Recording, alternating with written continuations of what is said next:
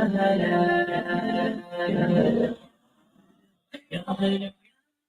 alaikum everyone and welcome to Sister Speak. Today you're joined with me, Lamisa. And me, Mariam. And it has been a while since I have been on this show, and I have to say it is quite nice being back in the studio, although not the same studio, but it's nice being back here. It's nice being on radio and actually talking to people. So yeah, getting back into one of my hobbies. But alhamdulillah, we have a good show planned for today. Me and Mariam are going to be reflecting on this period of the 20s, what it means to us, what lessons we've learned so far, and kind of where we want the rest of this time period to go. So that's going to be our discussion today. But yeah, just to let you all know, this is a pre-recorded show, so we won't have any kind of live callers. But if you do want to get in contact with our show at any point to discuss any of the topics that we have discussed today, where can they get in contact, Mariam? So they can message us at Sister Speak on Instagram, or they can message us on Facebook and Inspire FM, and we are also on TikTok as well. So if you want to engage in that way, we're happy to hear your thoughts. I might have to check out our TikTok. I haven't actually looked at it yet, but I'm sure there's some really fun content on there as well. So yeah, please do get involved with our show and give us a follow if you can. Okay, so I guess we'll get into the first corner of our show. This is called Thought for the Week, and it's a part of the program where we discuss our thoughts for this week. And since Mariam is the only other person in the studio, I will go to Mariam first. So Mariam, what's your thought for the week? I'm sure she's really enjoying that because I'm the one that's asking her. And so my thought of the week, I think this week I've been really thinking about barakah, the concepts of barakah, and how this concept transcends so many things. And I've been thinking about it in a way that barakah really multiplies things. So when you ask Allah to put barakah in your life, put blessings in your life, in a way you're asking Allah to increase you in that thing. And I was thinking about the hadith where the Prophet ﷺ, he asked Allah to bless Medina. And when you go to Medina, you feel a sense of tranquility. And I've been thinking about how it's something that I don't really ask for that much. I think I ask Allah to give me strength a lot, but I never ask Allah as much about barakah. And I feel like it's not something that's tangible, because I really was thinking about this concept, like, it's not a tangible concept. It's not something that it doesn't fit in the realm of cause and effect. It's actually something beyond that. And I think that's quite beautiful as well. So I think I've been thinking about just how do I look at every aspect of my life, and how do I ask Allah to put barakah in it? And in a way, I feel like indirectly that makes me think about my decisions and whether they're centric to Islam as well. Some very important points there, especially with the process of decision making, things like that. I feel like maybe some of us confine our religion just to the practices that we do day to day, whether we prayed our salah or not, whether we've done other dhikr, things like that, kind of practical things that are very directly related to Islam, but we don't necessarily implement it in all aspects of our life, in the sense of, like you said, maybe through our decision making, and in a wider aspect of just how we live day to day and in our thoughts. And actually that is something that we should try more of, because Islam isn't just a religion of, doing specific actions to worship God, but rather emulating all of what God has said in all aspects of our life. So I think that's a very interesting thought for the week, and actually something we can all learn from. Me first and foremost. So what's your thought of the week? My thought of the week this week, I've been having a lot of complicated and quite messy thoughts, I'd say, over this past week. I feel like day to day I'm learning more and more how to think about things systematically. I think sometimes there can be times when you get quite overwhelmed with what's going on around you, whether that be the current situation that you're in, or whether that be with people, whether that be with kind of jobs and career progression and things like that. And at any one time, we're just so overstimulated with so many different things. I think it's important to be able to organize those thoughts in a manageable way. And so I feel like that's what I've been thinking about over the past week, how to kind of organize myself and kind of bring myself back to a point where I'm like, these are the things that I need to do, and now I can just do them, type of thing. And kind of taking some of the excess worry out of it. So that's kind of my thought for the week. And I feel like the way I've been dealing with it, I think sitting down, organizing yourself, writing things out is always a good way to declutter your head. For me, it always works, where you can write things down, write down your thoughts and get things out on a page. And then you can organize things in a way where it's, like I said, manageable for you to deal with. So yeah, that's what my thought for the week is. Do you think, like, because you're transitioning from university to work, I think, is that process, how has that been for you? Because I imagine it's a completely new chapter, and there's expectation and the requirements is very different to what you are in university. Yeah. Although your sector is quite similar because you did do placements. Yeah.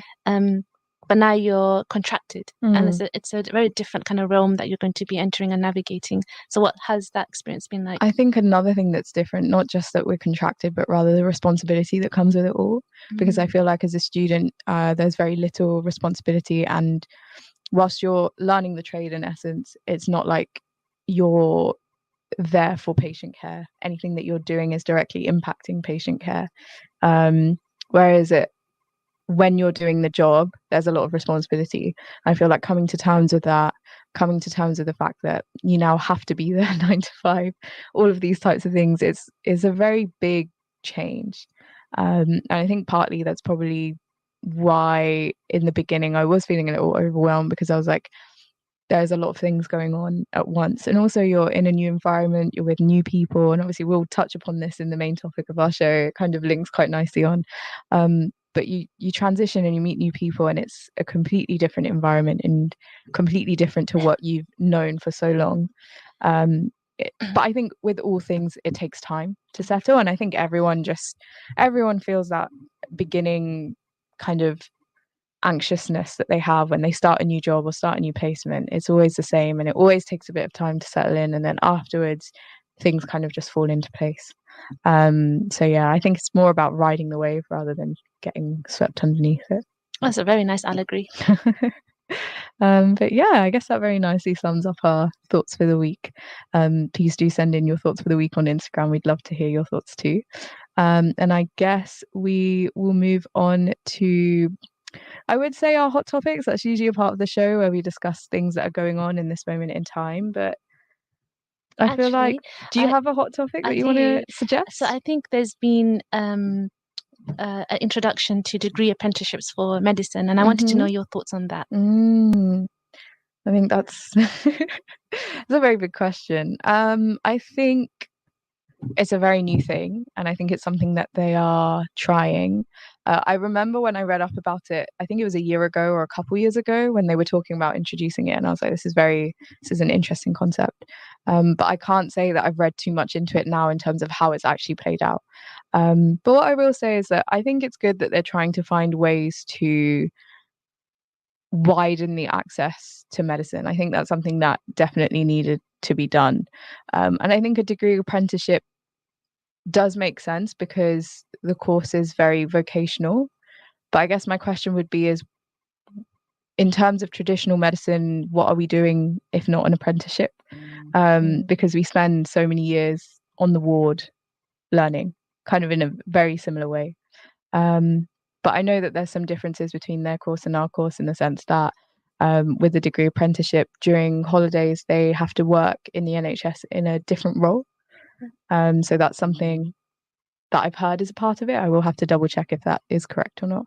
But there's things like that. And I guess it just kind of makes you think about which other ways could the policy have been done to make it slightly more effective in terms of widening access. Because also I think there's like a limit on who can apply. It's people who have had experience in the NHS, from what I know so far. So it's not like open to anyone and everyone, from what I know. I think that's probably because it's a pilot. Yeah, so which makes sense. So for them to kind of ascertain whether this is something that's going to they can do or not worthwhile. Yeah. But I do think it's a good step in the right direction. I think so too. Because I do think, obviously I'm not from the medicine field, but from just a outside perspective, it does seem like that's the right thing to do, to pay students, because they're giving their time at placement. Yeah, 100%. So this is what I mean, because obviously they're getting paid for their time, which 100% makes sense. And medicine is definitely more vocational, I would say, because it's a practice at the end of the day. But I also tend to ask the question, what were medical students doing all this time? And I think that's what it is, right? That's the question they're trying to answer. Yeah. So it might be where in the future we might see that actually medicine as a degree is an apprenticeship, and students do get paid for the work they do. It's interesting. Because I think what it is if you award your students with finance and they don't have that worry of finance, the level of care and the quality of care, I would like to hope, would increase, because they're not strained. If a student is strained by financial constraints and they're worried about, it's a real thing. It's a reality that a lot of students may not afford to have consistent meals. It's another question whether they make themselves meals, but the poverty exists. 100%. And I think, asking students to give all these hours at work and not being able to compensate that, I think it's very bad. I think it comes on to wider questions about student welfare and student finances, and actually how we deal with, higher education as a whole. We know that people go to university and they come out with large amounts of debt, and it's a question for any government in power in terms of trying to prioritize the issues that students actually have. I did feel like, as a student, I really struggled in terms of finances, and yet it didn't seem like there was a lot of help. It seemed like there was talk about a lot of help, but when it came to the actualities of it all, it was really hard to get those extra finances that you needed. And so I feel like it's an issue that needs to be talked about more. I think we had a show about the cost of living crisis and actually how it was affecting students, and this was about a year ago, I think. And it was a really interesting discussion. But yeah, I do feel like students as a whole, not just medical students, but definitely medical students, we need help with finances, and especially those who are living in very expensive areas, for example, London, and those who are studying second degrees, because that's a huge thing. If you go for a second degree, then the amount of funding that you're allowed to access is a lot lower. Which is crazy because, people might find out later on in life that they want to have a switching career and therefore they need a new degree for that, but they may not have the finances to be able to do so. I don't think it's fair to penalize people, with limiting their access to funds just because they didn't know what they wanted to do at an earlier stage. Because I feel like we're forced to make these decisions very early on, 16, 17, especially for medicine as well. You tend to apply very early on. You have to build up all of the right requirements to try and get into medical school, and that means a lot of people end up making their decisions at like 14, 15, and then 24 by the time you graduate, and then you're kind of doing this whole career, and it's based on a decision you made when you were a child. I feel it's quite interesting. Yeah, and I think people always say that you can pivot from different sectors, but I do think that the actualities of it all, the implication, the actualities, it's a lot more harder. And you really do have to start from the bottom. And I think any career you do, but I do think if a decision that you made at 18, you shouldn't be held accountable at your age of 24. And whilst there is more, there's more opportunities now, I do think that time is of the essence. And I think also people look at gaps in your CV and explaining that they would rather have someone that's, for example, if I wanted to get into economics and I wanted to work in a specific financial sector or institution, it's more likely they would hire the person that's done an economics degree, done a placement in economics, than someone like myself, if I did an English literature degree and I now decided that I want to pivot. So I think it's very difficult in terms of how people can navigate those issues. And I think that's why in America they do give you a variety of subjects that you can pick to allow a person to specialize in one area. And I think that's quite good because it gives you an ability to make an informed decision. 100%. But I do think here you kind of sign up for one. And I remember actually one of the first talks we had in university, and there was a lot of people dropping out in the first semester. And the way this lecturer explained it, which I think back now, it was quite profound. She said that if you order a whole meal and they deliver it to you on your table, you can't send it back. That's it. You've committed to it. And so that's how they explain that when you commit to the degree, that's it. You've committed to it. So there was a threshold where you can, I think, drop out in the first 2-3 weeks. But beyond that, that's how she explained the concept. And I thought, it's not as simple as that. No. It's your whole life decision, And that's just at a university level when people are considered, adults. But actually, if you think earlier on, it's a similar thing with I don't know how it was like at your school, but in our school, they were very much like, once you've made your decision for your subjects for GCSE or A level, you're not allowed to switch, or you're not allowed to change. And it's like, I don't know how productive it is forcing us to stick to one thing. Obviously, I understand issues with funding and things like that. They obviously don't have an unlimited budget to give everyone the ability to study as many degrees as they want to. Otherwise, I'm sure there are some people out there who just love learning. Me being one of them, I would go from one to another to another. But I think, to be honest, it's a thing where you need to get the balance of giving people enough support to be able to pursue that changing career path if they want to have it. Because it's also too restrictive to expect someone to just be like, I'm going to do this and I'm going to do it for the rest of my life. And it's something that I'm finding in my career now, because you have to choose to specialize, right? But it's so difficult when each training pathway is almost like 10, 15 years that you have to commit to. And so it's kind of like weighing on my shoulders in terms of what do I want to do for the next 10 to 15 years. I now have to make that decision. Yeah, no, it's, of course, these are the types of things. But also, I've been thinking, like, if there's something that I do and I feel like I don't like it, I should have the freedom and the ability and the courage to be able to be like, actually, I'm going to stop that and I'm going to go for something else. I feel like people rightfully so are worried about that switch. But it's something that we should enable ourselves to allow to do.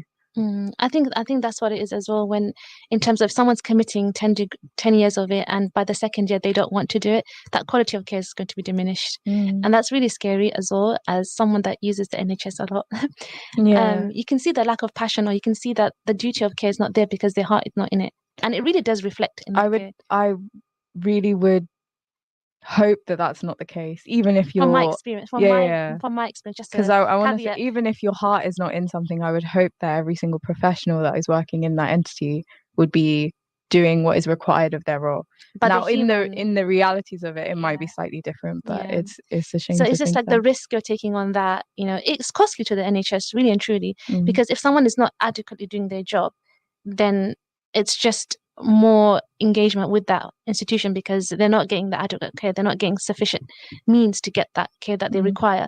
Whereas if someone is really invested in their job, and that's with all sectors, if you're really invested, you're going to have quality output. So yeah, I think it's difficult because every sector has, different discrepancies, and it's difficult. It's easy for us to kind of have this conversation and say all of these things, but I do think there should be some systematic way to kind of address that, because if people want to pivot, there should be scope. But I do understand in some areas it's not possible, because you really do require the speciality to do a certain thing. For example, maybe this is just me guessing, surgery. Like when you want to do surgeries, I'm sure there's a lot that has to go into that to kind of acquire the skills, because you're cutting people up. But I think like things that kind of smaller specialties, I feel like there should be that scope to move around as well. I feel like with everything, if we're talking about medicine specifically, everything requires you need to show that you have the interest in that area. You need to prepare for it. So every single one takes a lot of time. But that, as with anything, if you apply to any job, they're going to expect you to know the field, they're going to expect you to know the role, they're going to expect you to have experience, things like that. So it's the same thing. And I feel like, as you said, it's going to be difficult for someone to go from one field to a completely different field. What's really interesting is consulting is very different when it comes to this. So I did some consulting last year, and I worked on 5 different policy areas, and it's exactly what you described. I go to a completely new policy area. I'm expected to know the area in 2 weeks, from like a bird's eye view, ascertain it and then solve the problem. And that's what consulting is. I was going to say, can you break down, because there's so many things about consulting where people are like, people don't know what consultants actually do. So break it down for us. So I think from my experience, I've only done it. I did consulting for 1 year. You're deployed in different projects, and they have different, and from my experience it was firefighting, so they have different problems, imminent problems, and your expertise is to solve those problems. So you have a set of skills that you can be deployed any kind of policy area. So how I did it was, I was deployed in a certain area, I found out the policy area, I found out who the key stakeholders were, and then I strategically make a plan, and then I deliver. And then 3 months go, the problem solved, next problem. So it's always about problem solving. But how they recruit consultants is they have this baseline of skills. So they have people management, project management, strategic understanding, and then they use those skills and they go to these different areas. That's really interesting. So you could be put onto So a policy area that you know nothing about, and yet you have to learn about it, scope out what the issue is, 100%. scope out all the things that are contributing to the issue, and then think about a plan. Yep. So I think when it comes to consulting as well, that you're not independent in doing it. So you will have a team that are specialists in that area, but you should be able to ascertain what are the key lines. And usually the teams will have it, but they don't have the scope or capacity to deliver it, or they don't have the project management skills to do so. So you're, as a generalist or as a consultant, you go and you consult them. This is how you can do it, and this is the most efficient way. So consulting is more about efficiency as well. The most efficient way to do it, and then you solve that problem, and then you move to the next one. I see. And in terms of applying to get this particular job role, how do you prepare for that? And what would kind of make a company want to take you as a consultant? I think it's just really demonstrating those skills in terms of project management, organization skills, team building skills, because the crux of it is, if you're going to a consulting kind of area, you have to know how to work with people, because you need to elicit work from people. So if you know how to do that, and you can show that you have great stakeholder management, and you're a strategic thinker, those two things are quite fundamental in terms of when it comes to consulting. But I think there's a lot of graduate roles when it comes to consulting.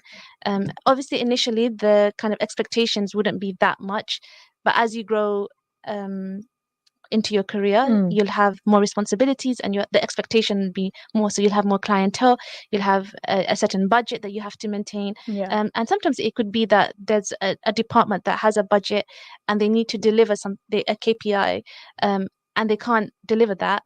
So you have to come and rearrange everything and say, this is how you can solve the problem within this budget. So it's a lot of like quality improvement in a way as well. Yeah, so efficiency, quality improvement, and it's about output. The fundamental thing is output. So it just made me think about how you were saying about it's difficult to kind of navigate different areas, and I just thought some sectors you can do this, so long as you have the transferable skills to do so. Yeah, no, 100%. I feel like to a certain degree, yes. But you become a generalist, and I think that for me was something that I didn't want to continue doing. And some people like that fact that it's changing all the time. You evolve and you're doing new things all the time. What didn't you like about it? I think it's because once I understand the crux of the matter or the policy area, I had to leave to a different area. And then and did you feel like there was a lot more you could still do in that area? There's so much more, or there's so much I wanted to learn, or bolster my understanding in. And I wanted to become a subject specialist in this area, but unfortunately I had to pivot. And so when I found areas that I really enjoy, I couldn't continue in that because I was expected to go solve another problem. I see. Is there no way that people can have that role but just be kind of specialist in that area? So when it comes to consulting, you typically it depends what kind of area of work you're doing. So the work I was doing, because it was more policy focused, it was 3 months, 4 months. Sometimes consulting can be 6 months project. It really varies. But if that problem is persisting and they still require people, it's budget as well. If they require people, then you can put a request in. I want to stay a bit longer. So it really depends what area of work you're doing and the budget and the need. Fine. That's very interesting, because I feel like in this day and age there's loads of people who are interested in consulting, or that's a realistic career path for them, but actually not many people know exactly what consultants do, and it seems like quite a myth from an outside it's world. not really defined. That's quite interesting. So it's problem solving at its best, essentially. 100%. You have to be very agile, and you have to be very resilient, I think, when it comes to consulting, because you're tasked with so many different stakeholders, and I think the stakeholder management is one of the key things, because you're brand new to your team, like you said, right? You're just been deployed into this team, and now you have to understand people's ways of working. People undermine this very much. You need to understand how people work. You can't enforce or impose your way of working as you come into the team, because you're not going to get the best output. 100%. So you really have to be a people's person to be able to be a successful consultant, and you have to be very strategic as well. Very interesting. Well, I hope that for our listeners out there who may have been confused like myself, I hope that cleared that up. Thank you for that explanation. But yeah, I guess that does kind of bring us to the end of the first half of our show. Our next half is going to be talking more about kind of our 20s and how we've grown and progressed. And we touched on it a little bit in this half. But yeah, Any last words before we go into the break, Mariam? I just try new things. This program will continue after the break. Continue listening to Inspire FM.